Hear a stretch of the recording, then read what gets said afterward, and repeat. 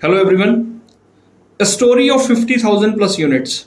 जी हाँ, आज मैं बात करने जा रहा हूँ एक बहुत ही इंटरेस्टिंग विषय में। हम लोग हमेशा म्यूचुअल फंड्स के अंदर जब इन्वेस्टमेंट करते हैं तो हम वैल्यूएशन रिपोर्ट चेक करते हैं, बट क्या हम लोग कभी अपना यूनिट्स चेक करते हैं कि हमने यूनिट्स कितने एक्वायर किए? और आज के जो एक मार्केट फॉल, आज के दिन में ये वीडियो शूट करने के पहले मैंने अभी मार्केट क्लोज हुआ है तो बहुत एक फ्री फॉल हुआ है, तो उससे इस वीडियो का क्या रिलेशन है ये मैं आपको अंत में बताऊंगा। सो मैं इसमें आज मैं जो डेटा ले रहा हूं वो मैं एसआईपी के माध्यम से ही लूंगा और फंड का नाम है Mirae asset emerging blue chip fund. Fund की सिलेक्शन करना इसलिए है क्योंकि बिना एग्जाम्पल के, बिना किसी फंड के यूनिट्स के बारे में जाने हुए मैं अपने डाटा को नहीं आप तक पहुंचा सकता। और मैंने इससे तकरीबन 11 साल पुराना डेटा लिया है, तो डेटा मैंने लिया है दिसंबर 2010 से लेकर नवंबर 2021 तक का डेटा लिया है। और डेबिट डेट मैंने ली है 25 तारीख की, क्योंकि अभी 25 तारीख अभी दिसंबर 2021 की आई नहीं है। सो मैंने एक पिछले मंथ तक यानी कि तकरीबन नवंबर 2021 तक का डेटा इसके अंदर लिया है। सो दिसंबर 2010 से लेके मैं रिपीट कर रहा हूं और नवंबर 2021 तक का, तो तकरीबन ये 132 महीने हो जाते हैं। तो शुरू करते हैं, देखते हैं कि इससे क्या हमें कुछ सीखने को मिलता है। तो सर, पहले जो एसआईपी का जो डेबिट हुआ, पहला एसआईपी जो डेबिट हुआ वो 27/12/2010 को इस आदमी का डेबिट हुआ। 25 तारीख की छुट्टी होगी, समाओ 26 की भी छुट्टी होगी। तो फर्स्ट डेबिट जो हुआ एसआईपी वो 10,000 रुपए उस आदमी के खाते से निकलकर डेबिट हुआ और उसके इस फंड में, Mirae asset emerging blue chip fund में इन्वेस्ट हुआ। तो उसको जो यूनिट एक्यूर्ड हुई वो 909 यूनिट एक्यूर्ड हुई, क्योंकि उस दिन का जो एनएवी था वो 10 रुपए 99 पैसे था। 10 रुपीज 99 पैसे का एनएवी था और उसको 909 यूनिट्स इकट्ठी हुई। अगला एसआईपी सेम उसको 25/1/2011 को देना था। नेक्स्ट कैलेंडर ईयर शुरू हो गया, 10,000 रुपये दोबारा लगा। उस दिन उसका जो एनएवी था वो 10 रुपए 54 पैसे का था और उसको यूनिट्स एक्वायर्ड हुई 948। पिछले मंथ उसको यूनिट्स मिली थी 909, 10 रुपए 99 पैसे का था। ध्यान से देखिएगा, 10 रुपए 99 पैसे का नेट एसेट वैल्यू था। अगले मंथ मार्केट डाउन होगा, जनवरी 2011 में मार्केट डाउन था। जिस दिन उसका एसआईपी हिट हुआ उसको 948 यूनिट मिली। तकरीबन जो है वो 35 से 40 यूनिट्स को एक्स्ट्रा मिली। और उसके जो कम्युलेटिव यूनिट्स अब हो गए वो हो गए 1857 यूनिट्स हो गए। उससे अगला मंथ ले लेते हैं, मैं ज्यादा डिटेल में नहीं जाऊंगा, उससे अगला मंथ ही ले लेते हैं। 25 फरवरी 2011 को उसका दोबारा डेबिट हुआ, पैसा डेबिट हुआ और इस फंड के अंदर इन्वेस्ट हुआ। उस दिन का एनएवी था 9 रुपीज 83 पैसा, 9 रुपए 83 पैसे का एनएवी था। यूनिट्स मिले 1016। जो पहला यूनिट मिला था वो 909 यूनिट मिले थे, दूसरे वाले में 948 और तीसरे वाले में 1016। तो तकरीबन पहले वाले से लेके ये तकरीबन 100 पॉइंट्स के 100 यूनिट्स जो है वो ज्यादा एक्रूड हुए और टोटल यूनिट्स उसके हो गए 2874। अगले मंथ फिर दोबारा 10 रुपए 47 पैसे का हुआ एंड सो ऑन। एनएवी बढ़ता रहा। 132 महीने का डाटा मैंने एनालाइज किया, 132 मंथ्स का।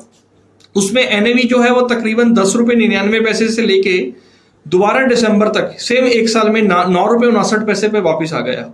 10 रुपए 99 पैसे से शुरू हुआ था, 9 रुपए 59 पैसे पर वापिस आ गया। लेकिन उसने एक साल में जो यूनिट एक्रूड किए वो 12,222 यूनिट्स एक्रूड किए। अभी मैं ये 12,222 यूनिट्स है, मैं इसका महत्व बताता हूं कि होता क्या है। दोस्तों, हम लोग हमेशा एसआईपी करते समय आपको ये चीज समझाते हैं कि हमेशा रूपी कॉस्ट एवरेजिंग होता है। सो एसआईपी जो हुआ है वो आपका फ्रेंड है वॉलेटिलिटी में। तो मैं ये इस माध्यम से ये समझाना चाह रहा हूं कि जिस मंथ मार्केट डाउन होता है और आपका एसआईपी हिट होता है, आप उस मंथ में आप सबसे ज्यादा यूनिट्स लेते हैं, जो कि आपका आगे जाके एक बड़ा कम्युलेटिव यूनिट्स का अकाउंट बनाता है। अगर मैं पर्टिकुलर इसी फंड का एग्जांपल लूं तो 132 महीने में उनके तकरीबन 55,962 यूनिट्स एक्रूड हो गए, 55,962 यूनिट्स एक्रूड हो गए। अब आप बोलेंगे कि 55,000 यूनिट्स होने से हुआ क्या? तो अब मैं आपको इसका ब्रीफ बताता हूं कि हुआ क्या। दोस्तों, 55,962 यूनिट्स में उसके एक्रूड हुए। तो हुआ क्या, जब बाजार महंगा था तो यूनिट्स ऑटोमेटिकली कम आए, जब बाजार सस्ता था यानी कि गिरा हुआ था तो यूनिट्स ऑटोमेटिकली ज्यादा आए। इसको हम बोलते हैं रूपी कॉस्ट एवरेजिंग। रूपी कॉस्ट एवरेजिंग हमेशा आपके फायदे में आपके लिए होता है, इसीलिए हम लोग बोलते हैं कि एसआईपी कीजिए, सिप कीजिए। सिप ही से ही वेल्थ आपकी क्रिएट होती है। आप फ्रेंडली, इजी ऑन पॉकेट होता है। वॉलेटिलिटी आपका, आप इसको बर्दाश्त नहीं कर सकते, इकट्ठा पैसा देने की आपको जरूरत नहीं है। वॉलेटिलिटी जितनी मर्जी रहेगी, आपका ये पैसा जो है इसमें तकरीबन विन विन सिचुएशन होती है हर चीज के अंदर। तो हुआ क्या, वो 55,962 यूनिट्स को अगर मैं आज करंट रेट यानी कि 25 नवंबर का रेट से मल्टीप्लाई करता हूं, तो जो 10 रुपए 99 पैसे यूनिट था, जो 10 रुपए 99 पैसे से हमने इन्वेस्टमेंट शुरू किया था, उसमें बहुत सारे अप्स एंड डाउन आए, और आज का जो उसका यूनिट का रेट है वो है तकरीबन 98.89, 98 रुपए 90 पैसे का रेट है। सो आज अगर उसकी वैल्यूएशन रिपोर्ट हम चेक करते हैं कि उसकी पैसे की वैल्यूएशन कितनी गई, तो 132 महीने हुए जिसमें उसने तकरीबन 13,20,000 रुपए के करीब इन्वेस्ट कर दिया अपनी पॉकेट से। 10,000 रुपए महीने का SIP था, 132 महीने 13,20,000 रुपए इन्वेस्ट हो गया। और आज मैं अगर उसकी वैल्यू को 55,962 यूनिट्स को मल्टीप्लाई करता हूं 98 रुपए 98.89 पैसे से, तो जो उसका करंट वैल्यू आता है वो आता है तकरीबन 53,96,271 रुपीज, 53,96,271 रुपए। 13 लाख के अगेंस्ट अगर मैं मोटा मोटा पकड़ लूं तो 13 लाख के अगेंस्ट तकरीबन 50 लाख का वेल्थ जो है वो क्रिएट कर दिया विद एन एवरेज CAGR। सिर्फ में हम CAGR नहीं लेते, हम XIR लेते हैं। XIR average XIR is 23.94%। साल का उसको 23.94 का ब्याज, शुद्ध ब्याज जो है वो उसके ऊपर आ रहा है। सो दोस्तों, मेरी आपसे दरख्वास्त है कि जिन लोगों ने SIP किया है वो अपने SIP अमाउंट को बढ़ाएं। जिन्होंने SIP अभी तक नहीं किया वो SIP स्टार्ट कीजिए।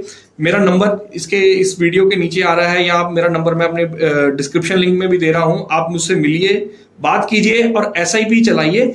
SIP छोटा या बड़ा होना कोई महत्व नहीं रखता, SIP को लंबा चलाना एक महत्व रखता है। रुपीज कॉस्ट एवरेजिंग करना ही एक SIP की खास चीज है। कुछ और इंटरेस्टिंग फैक्ट्स लेके अगली वीडियो में जरूर हाजिर होऊंगा। चैनल को सब्सक्राइब एंड लाइक जरूर कीजिएगा ताकि आपको जो फ्यूचर की नोटिफिकेशंस हैं वो आपके फोन के ऊपर मिलती रहें। धन्यवाद, जय हिंद।